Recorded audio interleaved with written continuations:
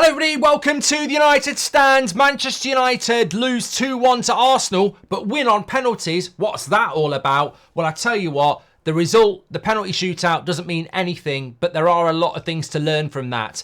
And I think, realistically, we cannot overreact to the result, because pre-season is not about the result. It's about the performance. It's about individuals. And I think that where we're at again, unfortunately, because of the lack of activity in the transfer window and the Euros and stuff like that, is that ultimately pre-season yet again is a trip to America, which is, as we all know, that's why Man City are there. That's why Chelsea are there. Everybody's there to grow their brand, sell their shirts. What does it actually do for Manchester United's preparations for this season? I don't think it does a lot. I really, really don't. I think we already knew that. I think the circus that it is interesting, but in some ways it could do more damage than it's worth if Rasmus and Yoro have got longer term injuries. Hopefully they haven't. Hopefully it was precaution. But I think the big message for me is the learning that Ineos hopefully are getting from this. There was an amazing comment in the watch along where somebody said, I watched Liverpool last night, and under Arne Slot, they've already got a style of play. But with Ten Hag 2 years in, there's no style of play. And I think the person thought they'd made a really good point. And then I said, but you've made a really bad point trying to labour your dislike for Ten Hag, because Arne Slot has inherited a Liverpool team that has a structure and a manager that's won the Champions League and the Premier League in the last few years and has built a very, very good squad. And Arne Slot walks in there with players that he knows can play his style of football. Whereas Erik Ten Hag may have been at the club for 2 years, but is still working with players that he's not been allowed to dismantle. He's still using Solskjaer players. He's still using Mourinho players. So I'm not surprised Arne Slot's got a style of play working with Liverpool already, because he's walking into a well-oiled machine. Whereas at United we still have got the problems, and none more evident than the second half, where Jadon Sancho, Eriksen, Scott McTominay, we saw it in the first half with Maguire, Wan-Bissaka. There are 7 players that Man United need to let go for different reasons, whether it's style of play, age, wage, whatever. Wan-Bissaka, Lindelof, Maguire, Scott McTominay, Christian Eriksen, Casemiro, Sancho. 7 players all need to go. And if they don't go, then we will see what we saw tonight, where we don't see a style of play because they can't play that style of play because they're inconsistent or they don't suit the system. And we need to stop reinventing the wheel and pretending that because it's pre-season and we've got a new kit and the sun's shining and everyone's smiling in on the tour, it's the same thing every year. We will not play the way that we need to play, and we will not have the consistency that we need to have until we remove the players that need to be removed. And if Ineos can't see that, then we will have problems. We mentioned this the other day. Yoro has replaced Varane. Xerxes has replaced Martial. When you think about it, that's not massive change to a squad that we know is inconsistent. So Agate, De Ligt, Mazraoui, another winger, another midfielder, a left back. These players need to come in, and then we need to bring Xerxes in, Yoro in, get the players back that have been in on the Copa America and on the US tour, because ultimately I'm not seeing any change. I look at that game tonight and I'm like, I was impressed with Collier. Thought Amas did well at left back. And I'm never going to criticise the likes of Murray or Bennett or Fish or Wheatley or Scanlon or anyone like that, because they're just young players and it's a great experience for them. Maybe they'll have a future at Man United, maybe they won't. But when I'm looking at Anthony cutting inside and shooting on his left foot for the millionth time, and he was doing that last year, I'm like, well, why is he not passing? Why is he not crossing? Why is he still doing the same thing? And, Jadon Sancho can't get into a game.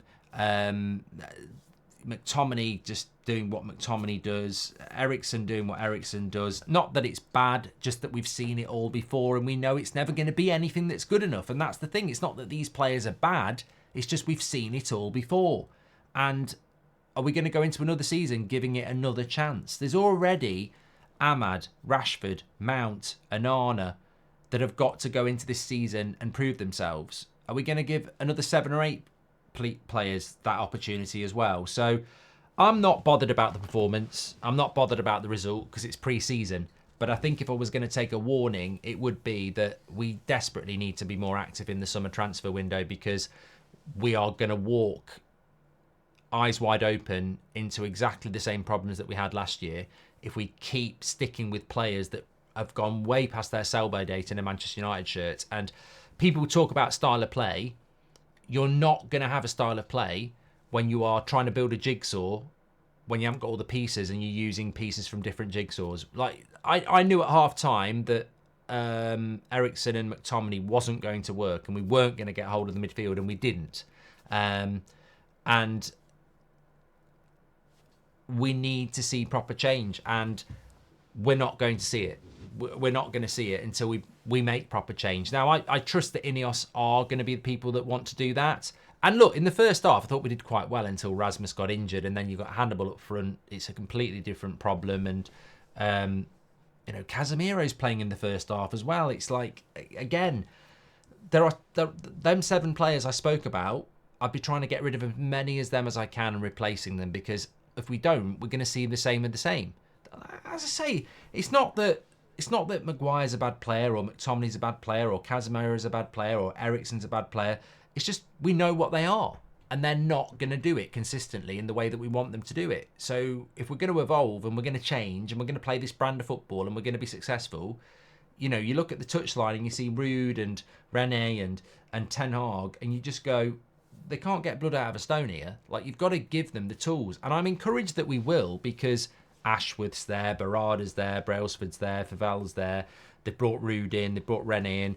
They need to bring the players in. The players need to come in, and certain players need to go, because if they try and work with these set of players that we know aren't good enough, then we're in for a very difficult season. And nobody's pulling up trees either, are they? Like, there is no player out there that's really pulling up trees in pre-season. I mean, the pre-season Pirlo doesn't even exist.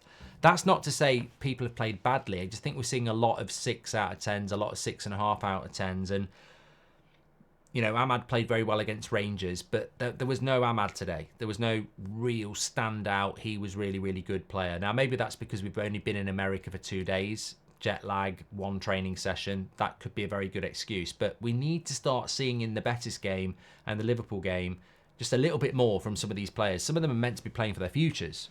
Some of them are meant to be putting themselves in the shop window. But look, ultimately the result doesn't matter. Ultimately it's pre-season. But I think the big overarching thing I would say is, why would that result today cause you any shock? If you're concerned, it's because there's a lot of players that still need to go. Then if they don't go, we're going to see more of those types of results that we saw last season. The challenge is there for Ineos. Hopefully they're seeing what we're seeing. Hopefully some of these players are going to get moved on. And hopefully we will improve. But above everything, hopefully the injuries to Yoro and Rasmus aren't bad, because they're 2 players that are going to be part of our future, and we need them to be as well. Get your comments in below. What are your thoughts? Smash a like and subscribe. For me, as I said, I think the big takeaways are the fact that we're not really learning anything, because we've still got a lot of the problems that we've always had. And if we want to learn stuff about how we're going to play and what we're going to be, we really need to get more players in and more players out, because you can't polish a turd, in a sense, can you? We're not going to play, free-flowing, passing football, high line. That didn't happen either, because you've got the wrong centre-backs. So, look, we need... I want to see Ugarte and De Ligt coming in the next few days. I want to see people like Wan-Bissaka, Lindelof, Eriksen, McTominay being moved on. Will we see that? I think we will. I think it will sharpen the minds that we're a long way off, and you can't just blame the coach on that. The players just don't suit the way that we want to play. Get your comments in, smash a like on the video, and keep your eyes out. Hopefully we'll get some interviews with some of the players after the game as well, and we're back in the morning as well. Take care. Stay safe. Thanks for watching.